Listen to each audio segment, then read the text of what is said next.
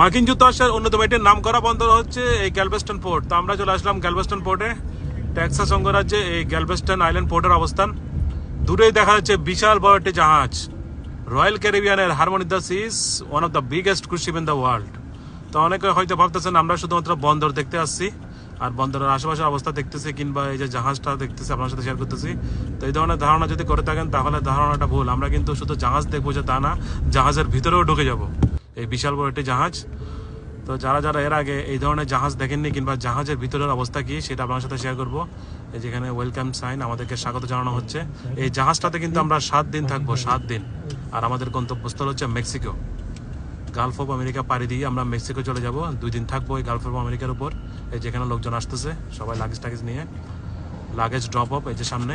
তো আমরা অল্প কিছুক্ষণ পরে আমাদের লাগেজগুলো দিয়ে দিব। লাগেজ দিয়ে আমরা চলে যাব জাহাজের ভিতর। Where are you going? We're going to cruise ship. Cruise ship? Yeah. Where are you going, Raphael? Cruise ship. Excited? Yeah.